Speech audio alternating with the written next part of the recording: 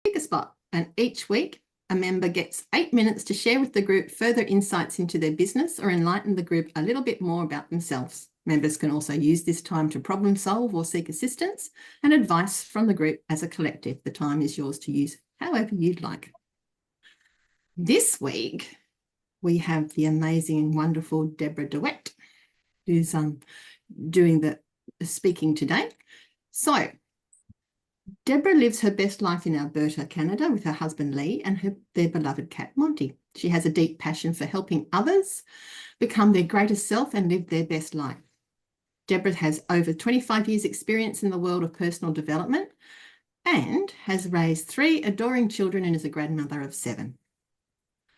Deborah has also published guided journals on Amazon for tweens and parents, helping them develop their greatest self and live their best life. She's currently working on a membership site to host ongoing training for these tweens and parents. She's also in the process of creating books for first-time dads and first-time mums, helping them with this magnificent life journey.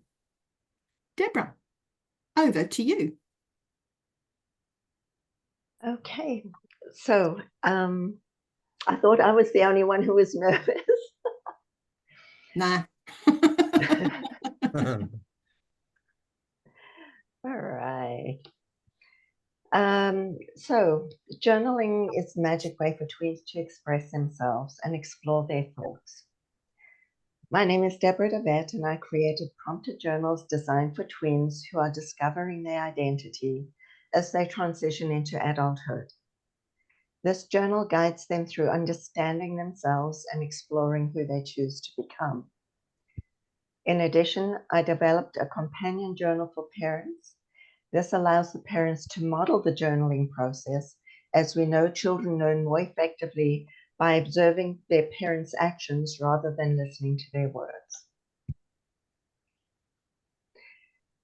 This journey of creating the journal started for me when my oldest granddaughter turned 12. I really wanted, it was a love letter to her, and I wanted her to see herself through the way I see her. I wanted her to fall in love with who she is and to be able to walk out into the world knowing that not only do I have her back, but she could have her own back too. Because as parents and grandparents, we're not always there with the kids, and they need to be able to make choices in the moment. I was a doula, a labor coach, and I taught parenting and infant massage, and I always used to teach parents that one of their biggest jobs is to teach kids to learn to make good choices. And the only way you may learn to do that is by making choices. So in other words, I would say to them, when they're about 2 years old or so, put out two sets of clothing and say, choose this one or this one. It's not a random or an open-ended choice, because that's too overwhelming for them. But by starting to teach them, okay, you can choose this set of clothing or this set of clothing. And that really came from my youngest daughter, my oldest daughter. I had bought her a little jumper, and it was too small for her, so I took her with me to go and get a larger size. And it was the most gorgeous little lime green with pockets and pink buttons, and I loved it. And she took one look, and there was another pair of overalls that she really wanted. It was purple with fire rockets all over it. And from there, I realized, okay, she wouldn't have worn the one that I chose, but she will wear the one she chose. And then I used her as an example in parenting classes. She was 17 at the time, in high school, dating. And I would always say to the parents, she needs to know for herself, when she's going out with a guy, she's not going to stop them in the middle and say, hold on a minute, call mom and say, Mom, is it okay if I kiss Jack? She needs to know for herself, yes, this is my choice, no, this isn't my choice. and have the confidence to be able to say that. And so that was the groundwork. That was the journal for the kiddos. It's got prompts. It asks them questions, things like 3 things I can do when I feel sad. That'll help me. So next time they're now feeling sad, they can say, oh yeah, I remember I like listening to a certain piece of music, and they can put that on and that helps elevate their mood. So now it's creating a blueprint for them. So they have a game plan for when they're in those kind of situations. And it's not all about just the positivity of life. It also has in there something that didn't go so well in my day-to-day was. So they can write it out, get it out, what I did to help myself through it, and what can I do differently next time.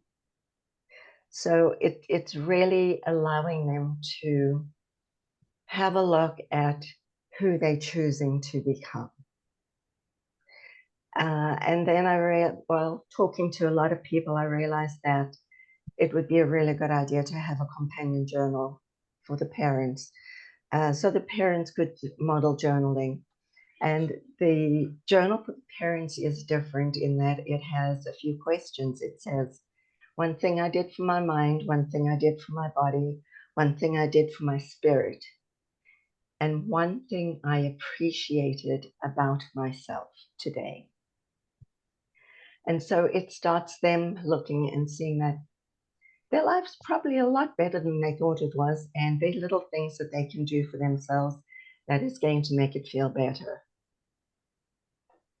So that started me out on the journey of writing books, and I'm just loving the process. I'm learning so much.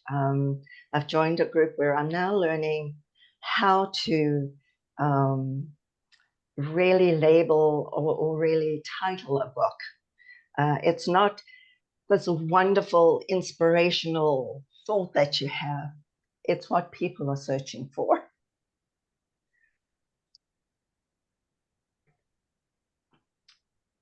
Okay, does anyone have any questions? Thank you so much, Deborah. I'm sure we do have some questions. Very interesting topic. Debbie Barker. Thanks, Joanne. Okay, now, Deborah, what is the youngest age that you say should be working on the journals? 8 to 12. Oh, wow.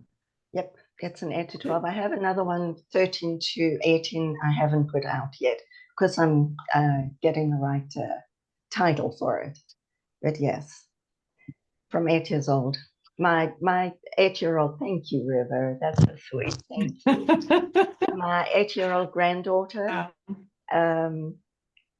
at Thanksgiving time, she said, I was thankful for myself. And that to me was just so golden. That is neat.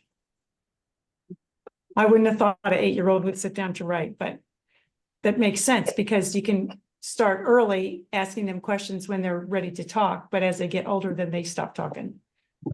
Yeah, and that's where the parenting journal comes in, because now you can make it a family affair. Mm. Oh, that's awesome. Thanks. Thank you. Patricia, you've got a question for Deborah. Okay, I have a couple of questions, but I must say first, I think this is such a wonderful idea. I love it.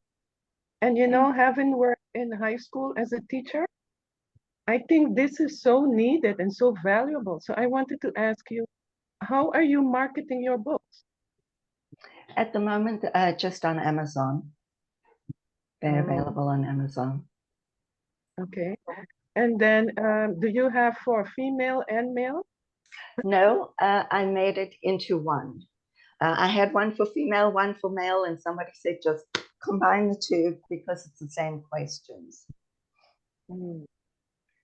And the pictures in there are gender neutral as well. So boys and girls could could be attracted Yeah. to it. I think this would be wonderful if we can get them in schools and either gift or sell them to the parents and their children, you know. It's very good. Yes, thank you. Thank you. Just so you Okay. know, Joanne, Debbie Harris has a question and then Faye. Just it was along the same lines as what Patricia said, but are you finding that boys are also participating in that? Yes. Okay. It was actually by request of a lot of the boys. When I've been talking about it, there were a lot of the fathers and the older boys were saying, because I was talking so amicably about the girls because I have granddaughters, and Right. they said, well, we would like it too, you know. Good. That's excellent. That's great. That's great. That's wonderful. Thank you. And Faye, you had a question? Yeah, well, I just want to make a comment, really. I think what Deborah's doing is absolutely amazing, and it's giving young people the confidence to be able to recognize who they are and to be able to start those conversations at a younger age, giving them the confidence to be present as them and not as someone else expects them to be. So it's making them realize that they have a place in this world and let them stand up and take that place. Mhm. Thank I you. think it's fabulous. Deborah, I have a question for you. Did you say, and I missed it, how much it costs? No, it's $19 US Right. each. Mhm. Thank you. Patricia, you've got a question. I was going to ask the same question. Oh, okay. Sorry, What I should want get to the do, mouth shut. right? I think this is such a great idea. I want to share with some people and see if they can sponsor some children and parents. Yeah. Deborah, there's been a request for you to put a link for your book to your book in the chat, please. And just Okay. while we're talking about the chat, if everyone can remember to put their details in the chat, because I'll send it out to the chat box out to everybody, just like Misty does. Okay. So remember to put your email and your phone number, as well as what you do and your name. That would be great.